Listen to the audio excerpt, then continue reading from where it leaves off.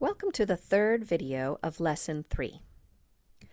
Once you have selected your target market, you can begin working on what the message is you want to communicate to that market. What will catch their attention and persuade them to give your product a try? A term that becomes very important here is competitive advantage. You should be able to articulate what your product or service has or does that is better than anything else on the market. That is your competitive advantage. Ideally, you should be able to write a one-sentence value proposition that tells the benefit of your product. For example, Gus, our pie man, might say, "Our pies are the least expensive ones made from real berries that can be delivered to your door."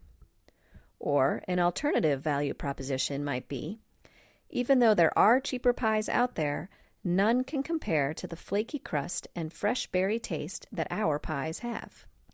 One important thing to consider as you're developing your value proposition and/or competitive advantage is, what are consumers really looking for? If they don't value a flaky crust, then don't make that part of your competitive advantage.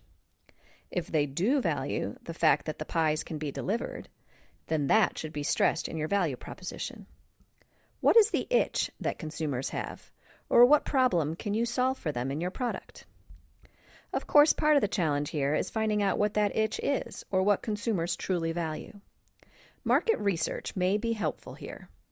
Market research is finding out what consumers think or do about various things.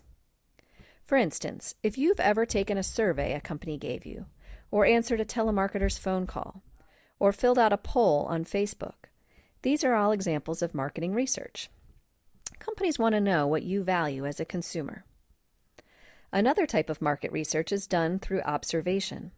Companies can watch how consumers interact with their product, or which aisles they walk down in a store, for example, as ways to gather information about what consumers prefer. So, market research may be done in order for you to figure out what a good competitive advantage might be for the product in your target market. Once you know who your target market is and what benefits your product can provide for them, you next need to figure out how extensive your message needs to be. In other words, is your message very simple and easy for your consumers to grasp, like, "Buy our pies, they're the cheapest"? Or is it more complicated because you may have to educate the consumers a bit? For example, if Gus wants to offer a new elderberry pie, he may want to take some time to explain to consumers what an elderberry is, what it tastes like, and some of the health benefits associated with it. Elderberries can fight flu germs. Whatever your message ends up being, you want it to remain as simple as possible, and you want to repeat it to your target market as much as possible.